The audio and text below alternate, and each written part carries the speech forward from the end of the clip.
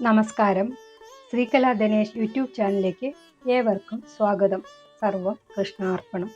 ഇന്ന് യമധർമ്മരാജൻ ഭക്തി മഹാത്മ്യത്തെ ഭടന്മാർക്ക് ഉപദേശിച്ചു കൊടുക്കുന്നതാണ് പറയാൻ പോകുന്നത്. പരീക്ഷിത്ത് ശ്രീശുകനോട് ചോദിച്ചു, ഭഗവാൻ, ധർമ്മപാലകനായ യമന്റെ കൃത്യങ്ങൾക്ക് വിഘ്നം നേരിട്ടതായി ഇതുവരെ കേട്ടിട്ടില്ലല്ലോ. ഇപ്പോൾ അതും സംഭവിച്ചിരിക്കുന്നല്ലോ. ഇക്കാര്യത്തിൽ ധർമ്മരാജന്റെ അഭിപ്രായം എന്തായിരുന്നു എന്ന് അരുളി ചെയ്താലും. അപ്പോൾ ശ്രീശുകൻ പറഞ്ഞു, യമകിങ്കരന്മാർ സ്വാമി സന്നിധിയിൽ വന്നു പറഞ്ഞു, പ്രഭോ, കർമ്മികളായ ജീവന്മാരെ ശാസിക്കാൻ അധികാരികളായി എത്ര പേരുണ്ട്?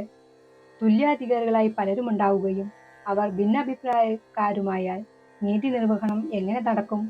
ഏതായാലും ലോകത്തിൽ ഇപ്പോൾ അവിടുത്തെ കൽപ്പന നടക്കുകയില്ലെന്ന് വന്നിട്ടുണ്ട്. അതിനെ എതിർക്കാൻ അത്ഭുതസിദ്ധരായ 4 പേർ പുറപ്പെട്ടിട്ടുണ്ട്. മഹാപാപിയായ അജാമിളനെ ഞങ്ങൾ ബന്ധിച്ചു കൊണ്ടുപോകാൻ ഭാവിച്ചു. അപ്പോൾ അവൻ പേടിച്ച് തൻ്റെ പുത്രനെ നാരായണ എന്ന് ഉറക്കെ വിളിച്ചു. തൽക്ഷണം ആ 4 സിദ്ധന്മാരും പ്രത്യക്ഷപ്പെട്ടു.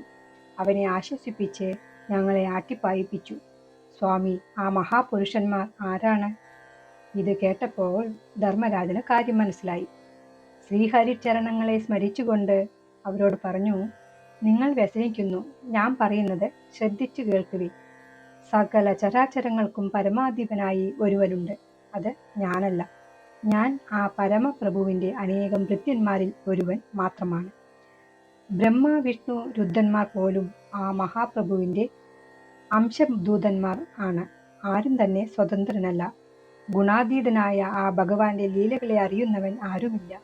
ശ്രീഹരിയുടെ ദാസന്മാർ സ്വാമിയെപ്പോലും തന്നെ മനോഹര വേഷത്തിൽ ലോകമെങ്ങും സഞ്ചരിച്ചു കൊണ്ടിരിക്കുന്നു. ഭഗവത് കൃപ കൂടാതെ അവരെ ആർക്കും കാണാൻ സാധ്യമല്ല. അവർ കൃഷ്ണഭക്തന്മാരെ സർവദാ കാത്തുരക്ഷിക്കുന്നു. സാക്ഷാൽ ഭഗവാനിൽ നിശ്ചയിക്കപ്പെട്ടിരിക്കുന്ന ഭാഗവത ധർമ്മത്തിന്റെ സ്വരൂപം നാമസങ്കീർത്തനമാകുന്നു. അതിനാൽ മഹാത്മ്യത്തെ ശരിയായി അറിയുന്നവർ ഇല്ലെന്നു തന്നെ പറയാം. അല്പമെങ്കിലും ഗ്രഹിച്ചിട്ടുള്ളവർ ബ്രഹ്മാവ്, നാരദർ, ശംഭു, സനൽകുമാരൻ, കപിലൻ, മനു, പ്രഹ്ലാദൻ, ജനകൻ, ഭീഷ്മർ, മഹാബലി, ശ്രീശുകൻ എന്നിവരും ഞാനും മാത്രമാണ്.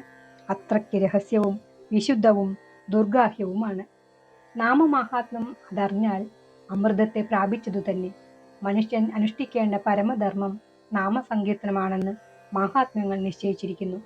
സങ്കീർത്തനം കൊണ്ട് അതിശീഘ്രം ഭഗവാനിൽ അതിശയ പ്രേമഭക്തി സിദ്ധിക്കുന്നു. കുഞ്ഞുങ്ങളെ, അജാമിളിന്റെ കാര്യത്തിൽ നാമോച്ചാരണ മഹാത്മ്യം നിങ്ങൾ പ്രത്യക്ഷമായി കണ്ടുവല്ലോ.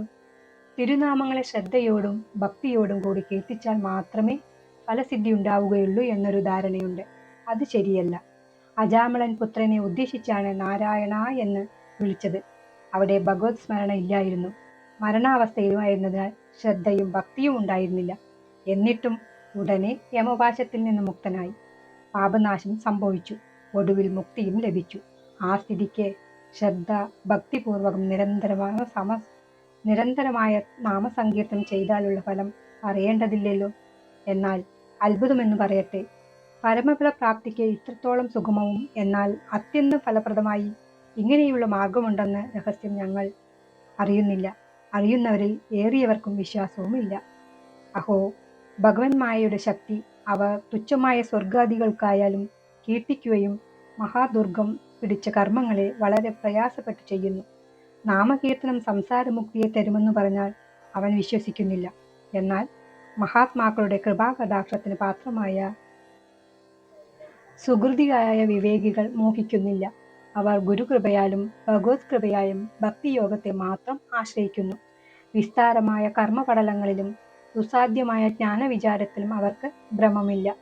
തിരുനാമത്തെ മാത്രം ആശ്രയിക്കുന്നവർക്ക് വല്ല പാപവുമുണ്ടെങ്കിലും അതിനെ നാമസങ്കീർത്തനം നശിപ്പിച്ചുകൊള്ളും. അവർ എപ്പോഴും ഏതവസ്ഥയിലും പ്രിയ ഭഗവാനെ മാത്രം കാണുന്നു. ശ്രീ ഭഗവാന്റെ ഗദായുധം അവരെ സർവത്ര കാത്തുരക്ഷിക്കുന്നു. അങ്ങനെയുള്ളവർ എൻ്റെ ശിക്ഷയ്ക്ക് ഉൾപ്പെടുന്നവരല്ല. നിങ്ങൾ അവരുടെ അരികത്ത് പോലും പോകരുത്. നിങ്ങൾ പിടികൂടേണ്ടത് ആരെയാണെന്നോ? പരമഹംസന്മാരുടെ പ്രേമസർവസ്വമായ മുകുന്ദന്റെ പാതാരവിന്ദ മകരന്തര സാരത്തിൽ വിമുഖരായി ഗൃഹാന്തകോപത്തിൽ മുങ്ങിക്കിടക്കുന്ന അസത്തുക്കളായ വിഷയികളുണ്ട്. അവരെ നിർദാക്ഷിണ്യം പിടിച്ചുകെട്ടി കൊണ്ടുവരുവിൻ. യാവനൊരുവന്റെ നാവാണോ ഒരു പ്രാവശ്യം പോലും തിരുനാമങ്ങളെ ഉച്ചരിക്കാത്തത്? യാവനൊരുവന്റെ മനസ്സാണോ ഒരു പ്രാവശ്യമെങ്കിലും ശ്രീകൃഷ്ണ ചരണാരവിന്ദങ്ങളെ സ്മരിക്കാത്തത്? യാവനൊരുവന്റെ ശിരസ്സാണോ ഒരു പ്രാവശ്യമെങ്കിലും ശ്രീകൃഷ്ണനെ നമസ്കരിക്കാത്തത്? അങ്ങനെയുള്ള അസത്തുക്കളെ കഠിന ശിക്ഷയ്ക്കായി പിടിച്ചു കെട്ടിക്കൊണ്ടുവരുവിൻ. ഹേ ഭഗവാൻ നാരായണ, അജാമിളന്റെ കാര്യത്തിൽ ഞങ്ങൾക്ക് അബദ്ധം ഇഴഞ്ഞുപോയി. ഞങ്ങൾക്ക് അഞ്ജലിബദ്ധരായി പ്രാർത്ഥിക്കുന്നു. ഞങ്ങളുടെ അപരാധം പൊറുക്കിയണമേ. ധർമ്മരാജന്റെ ഈ ഉപദേശത്തെ യമഭടന്മാർ ശ്രദ്ധിച്ചു കേട്ടു. അന്നു മുതൽ ഹരിദാസന്മാരുടെ നേരെ നോക്കാൻ പോലും അവർ ഭയപ്പെട്ടു. പരീക്ഷത്തെ, ഹരിനാമ സങ്കീർത്തനം സർവ്വ പാപങ്ങൾക്കും മതിയായ പ്രായശ്ചിത്തമാണെന്ന് ഉറപ്പായി വിശ്വസിച്ചു കൊള്ളുക. ഇക്കാരണത്താൽ ശുദ്ധബുദ്ധികൾ മറ്റ് സാധനങ്ങളെയെല്ലാം ത്യജിച്ചിട്ട് അചഞ്ചല ഭക്തിയോടുകൂടി ഭഗവാനെ നാമസങ്കീർത്തനം ദ്വാര ഭജിക്കുന്നു. അവർക്ക് പാപസംബന്ധമുണ്ടാക്കുന്നില്ല. അഥവാ ഉണ്ടായാലും നാമസങ്കീർത്തനം അതിനെ തീർത്തുകൊള്ളുന്നു. അവരൊരിക്കലും യമന്റെ ശിക്ഷയ്ക്ക് ഉൾപ്പെടുന്നില്ല. ഈ ഉപാഖ്യാനത്തെ എനിക്ക് പറഞ്ഞു തന്നത് മലയപർവ്വതത്തിൽ വെച്ച് ഹരിഭജനം ചെയ്തുകൊണ്ടിരുന്ന അഗസ്ത്യരാണ്. ഇതുപോലെയുള്ള ഭാഗവത കഥകൾ അറിയാൻ ചാനൽ സബ്സ്ക്രൈബ് ചെയ്യുക. ഇഷ്ടപ്പെട്ടാൽ ലൈക്ക് ചെയ്യാനും ഷെയർ ചെയ്യാനും മറക്കരുതേ. നന്ദി, നമസ്കാരം.